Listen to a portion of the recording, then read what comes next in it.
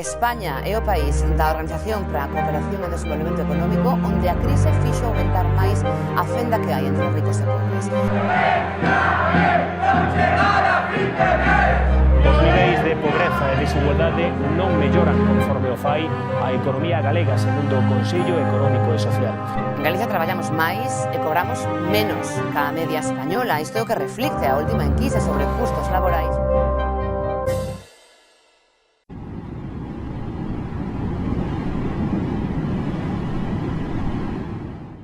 Somos muchas y muchos los que consideramos que la desigualdad no es el fruto de un sistema de retribuciones justo. Si de verdad nos creyésemos que tenemos salarios distintos o tenemos niveles de renta diferentes porque nos lo merecemos realmente, porque tienen más los que más se esfuerzan o tienen menos los que son más vagos o más indolentes, si eso fuese así, esto sería asimilable por la gente. El problema, la cuestión, es que no nos creemos que los elevados niveles de desigualdad existentes en la sociedad actual tengan que ver con la justicia a la hora de retribuir tu esfuerzo. No son las personas que más ganan las que más trabajan. Es más bien al revés, ¿no? Las personas que más trabajan suelen tener salarios más bien bajos, por eso tienen que trabajar tanto. Y no podemos explicar las diferencias salariales o las diferencias en nivel de renta entre grupos sociales, por raza, por sexo, por condición de inmigrante o no. No las podemos explicar por diferencias individuales de si yo me he esforzado más que tú, si he dedicado más tiempo a estudiar que tú, si tuve mejores notas en... Sabemos que hay muchos factores que explican la desigualdad salarial o la desigualdad de rentas. Los salarios no están determinados por tu productividad, por mucho que los modelos tradicionales de economía laboral nos digan que sí. Bueno, el modelo sí, pero cuando pasas a la realidad te das cuenta que eso no es así, ¿no? Entonces, ¿por qué es importante la desigualdad? Porque es fruto de una situación de discriminación, de diferencias en el poder de unos grupos frente a otros y eso a muchos nos preocupa. Hasta el Fondo Monetario Internacional, que no creo que sea sospechoso de ser un ente tradicionalmente preocupado por temas distributivos, ¿no? En un informe reciente de hace unos años reconocía que los largos periodos de desarrollo económico en los principales países desarrollados se hayan producido a la vez y están muy ligados a niveles de equidad bastante importantes dentro de la economía. Estaban asociados los dos fenómenos, baja desigualdad con crecimiento económico sostenido, ¿no? Y de hecho Stiglitz, un premio Nobel totalmente insertado en la profesión, ¿no? Reconoce y es un defensor de argumentos de este tipo, ¿no? Las sociedades con economías muy desiguales no son sostenibles, afirma, no son sostenibles a largo plazo. Ese sería un segundo argumento, ¿no? Por un lado nos preocupa porque demuestra injusticias, por otro lado nos preocupa porque si queremos mejorar el bienestar de los individuos de una sociedad a largo plazo es incompatible con elevados niveles de desigualdad en el reparto de los recursos. Además, la calidad democrática, la salud democrática de un país, por mucho que formalmente esté defendida por unas leyes, si en su economía hay elevados niveles de desigualdad, es muy difícil que no se resienta. Los grandes poderes económicos, sostenidos a partir de grandes diferencias de renta y de recursos entre ellos y el resto de la población, tendrán mucho más fácil doblegar al poder político y por lo tanto conseguir que las políticas, las decisiones políticas, las medidas políticas que se lleven a cabo estén mucho más centradas en sus intereses particulares que los intereses de la globalidad de la sociedad.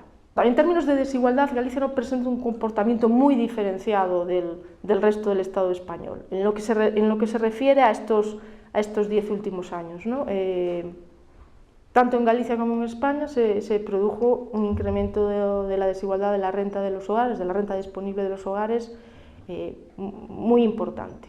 Es cierto que Galicia tradicionalmente se sitúa a unos niveles de desigualdad menores. Las pensiones representan una proporción importante dentro de lo que es la renta total de muchos hogares. Y curiosamente las pensiones como fuente de renta han tenido una evolución muy particular durante esta crisis, porque han sido la fuente de renta de las más importantes, la fuente de renta que ha logrado mayor estabilidad, porque claro, no depende del mercado laboral, como los salarios.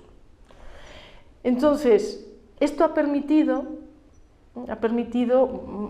que los hogares gallegos en alguna medida se viesen un poco menos afectados que el resto del país. De hecho, la verdad es que es enormemente llamativo cuando tú analizas cómo ha evolucionado las rentas de los individuos por edades. Ves que la tasa de pobreza de las personas mayores de 65 años a lo largo de estos 10 años se ha reducido, mientras que la tasa de pobreza relativa de la gente joven se ha aumentado a una tasa impresionante. ¿Por qué? Porque la gente más joven, los hogares que fundamentalmente dependen de la renta de gente más joven, su fuente original son salariales, son rentas salariales. El incremento del paro brutal que se ha producido en nuestro país en estos años y la bajada de los salarios hace que las tasas de pobreza relativas de la población más joven hayan crecido,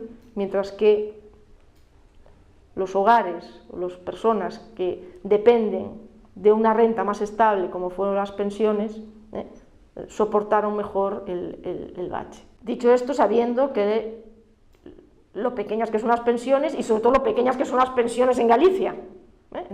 O sea, no nos olvidemos, estamos hablando de pensiones que en media, las pensiones gallegas en media son más bajas que las del conjunto del Estado español, pero aún así el hecho de mantenerse pues ha permitido a estos hogares no ver incrementados sus niveles de pobreza, sino incluso ver disminuidos. Este incremento en la desigualdad que se produjo a partir de la gran recesión fue una novedad, ¿no? Realmente los años previos al 2008, ya desde 2004 hasta 2008, ya se venía produciendo incrementos en la desigualdad. Ya los estudios ya mostraban que la desigualdad estaba empezando a crecer.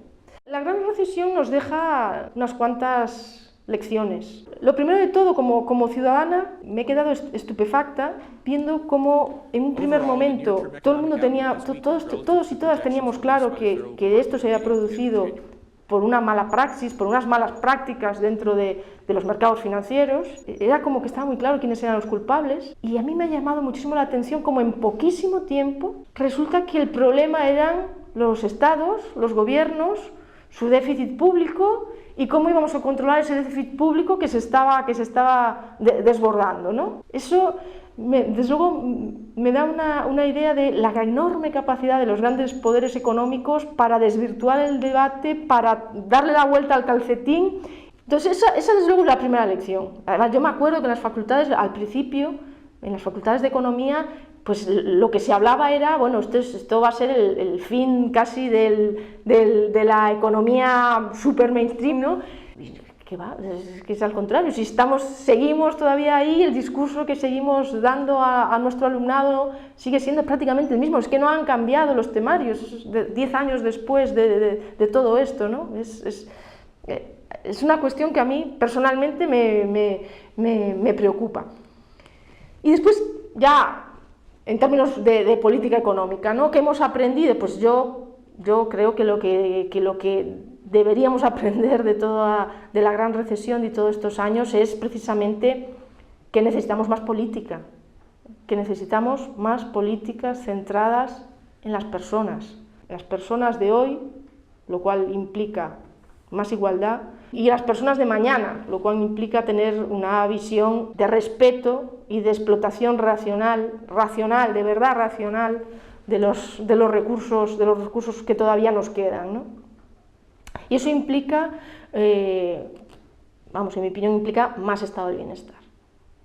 Recuperar la fortaleza de nuestros servicios públicos básicos, la sanidad, la educación, el sistema de pensiones, lo decíamos antes, ¿no? que tan importante ha sido para que este país no colapsara ya del todo durante esta gran recesión, como mínimo, a corto plazo, recuperar todo eso que hemos perdido por el camino.